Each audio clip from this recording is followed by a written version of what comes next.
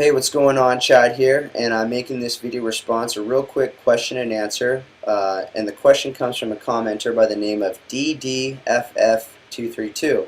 This question goes like this. He says, "Why are there no Christian countries in the world?"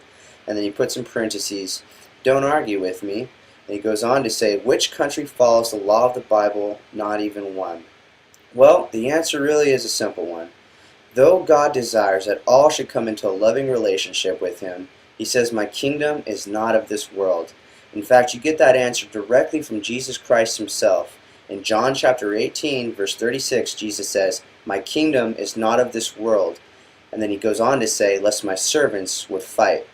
You see, God doesn't desire to rule over the top of you in terms of a theocracy, with these rules that are over your head that you have to abide by and follow whether you want to or not. But what God desires to rule is He desires to rule your heart. Because when God has your heart, He doesn't change what you have to do, He changes what you want to do. And so that's what it is to be born again, to be changed from the inside out. I like the way that C.S. Lewis puts it, and I'm paraphrasing here, but he says there's two different types of men in the world. There's that man in the world that bows his knee to God and says to God, "Thy will be done, Lord." And then there's that other man in the world that refuses to bow his knee to God, and God says to him, "Your will be done." You know what? You don't want me? You don't have to have me. You see, we have a problem, and it's sin. Each and every one of us has done it. I don't think that anyone's conscience out there would let them get away with saying they don't have any darkness in their life, that they've never performed or committed any type of darkness whatsoever in their life. And you have to understand that we're dealing with a God that's not only holy, but He's just, and He's light, and He can't have any fellowship with that darkness whatsoever. But here's where the good news comes in. He created a way for us to have that fellowship with Him. Sometimes people, they shake their fist up at God and they say, God's not fair. How could He? How could He create a place like hell? Well, my question to people like that is, what would be fair? If God paid the price for you? Well, He did.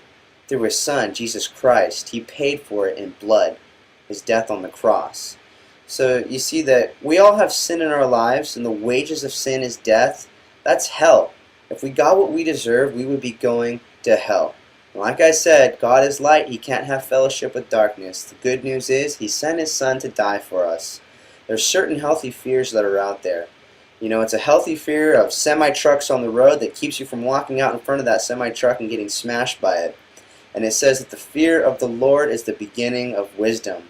You need to have an understanding of your current condition, standing there before God, that you're a sinful creature, that He can't have any fellowship with you whatsoever, but He created a way, and it's the only way, through Jesus Christ, where He says, "I'm the way, I'm the truth, I'm the life. No man comes to the Father but through me." And so if you want that relationship with God, if you want to be changed from the inside out, it's really simple. All you have to do is turn from your sin.